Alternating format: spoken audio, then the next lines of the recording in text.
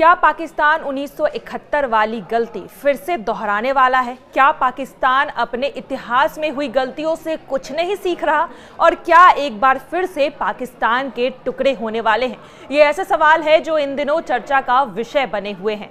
दरअसल बलूच अमेरिकी कांग्रेस के अध्यक्ष और बलूचिस्तान सरकार में पूर्व कैबिनेट मंत्री ताराचंद बलूच ने सिंधु जल संधि को स्थगित करने के प्रधानमंत्री नरेंद्र मोदी के फैसले की सराहना की है।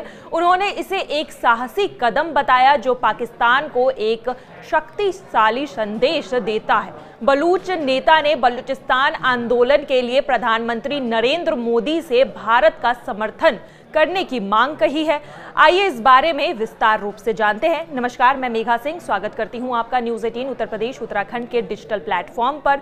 बलूच अमेरिकी कांग्रेस के अध्यक्ष और बलूचिस्तान सरकार में पूर्व कैबिनेट मंत्री ताराचंद बलूच ने प्रधानमंत्री नरेंद्र मोदी को एक पत्र लिखकर पाकिस्तान के प्रभुत्व के खिलाफ बलूच लोगों के राष्ट्रीय प्रतिरोध के लिए भारत के नैतिक, राजनीतिक और कूटनीतिक समर्थन का अनुरोध किया है।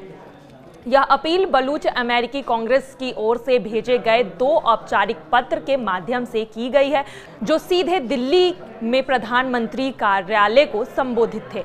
अपने इस पत्र में चंद ने बलूचिस्तान मुद्दे पर भारतीय नेतृत्व के पहले ध्यान देने के लिए प्रशंसा व्यक्त की। विशेष रूप से लाल किले से भाषण के दौरान पीएम मोदी की टिप्पणियों को ध्यान में रखते हुए, जिसे वे नैतिक समर्थन के प्रदर्शन के रूप में देख रहे हैं, जिसने वैश्विक स्तर पर उत्पीड़न बलूच आबादी के बीच आशा को प्रेरित किया है। डॉक्टर चंद ने कहा कि आपके लाल किले के संबोधन में बलूचिस्तान का जिक्र दुनिया भर में बलूच लोगों ने एक ऐसे राष्ट्र के लिए नैतिक समर्थन के संकेत के रूप में स्वीकार किया है जिस पर पाकिस्तान ने कब्जा कर लिया है, उसे अपने अधीन कर लिया और उसे आतंकित कर दिया। पत्र में 1948 में अंग्रेजों के जाने के बाद बलूचिस्तान को पाकिस्तान में जबरन शामिल किए जाने के इतिहास का भी वर्णन किया गया है, जिसमें डॉक्टर चंद क्रूर कब्जे की शुरुआत की बात करते हैं। उन्होंने जोर देकर कहा कि बलूच लोगों को रावलपिंडी GHQ में पाकिस्तान के प्रमुख सैन्य प्रतिष्ठान द्वारा समर्थित जिहादी सेना द्वारा किए गए नरसंहार जैसे कृत्यों का सामना करना पड़ा। पत्र में दावा किया गया कि एक जिहादी सेना की ओर से शासित यह खराब रूप से किया गया देश में हजारों देशवासियों को लापता होने, यातना, मृत्यु और विस्थापन के लिए जिम्मेदार माना जाएगा।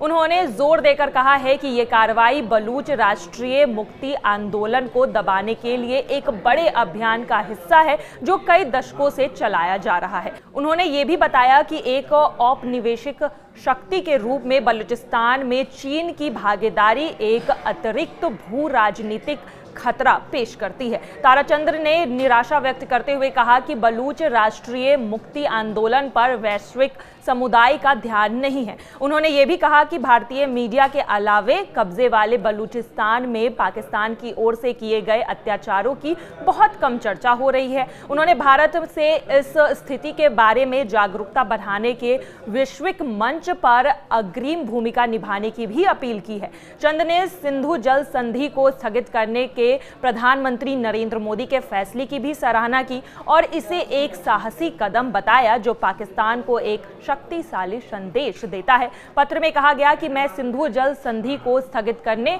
और पाकिस्तान की जिहादी जनरलों की यह स्पष्ट करने के आपके चतुर निर्णय की सराहना करता हूं और खून और पानी एक साथ नहीं बह सकते, ये भी फैसला बहुत सही था। उन्होंने जोर देकर कहा कि बलूच लोगों को भारत के नेतृत्व से बहुत ही ज्यादा उम्मीदें हैं और वह भारत सरकार की ओर से आशा भरी निगाहों से देख रहे हैं।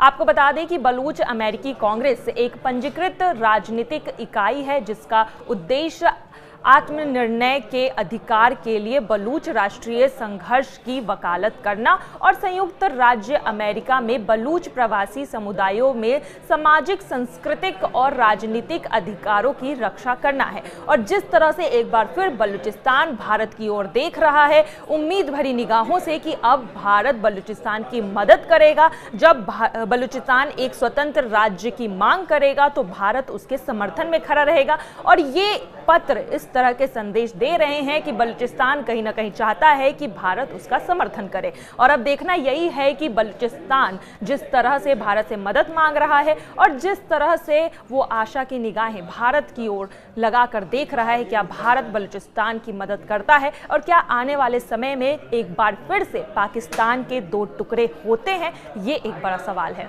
आज के लिए बस इतना ही। बाकी की तमाम खबरों के लिए जुड़े रहिए न्यूज़ 18 उत्तर प्रदेश उत्तराखंड के डिजिटल प्लेटफॉर्म के साथ। धन्यवाद।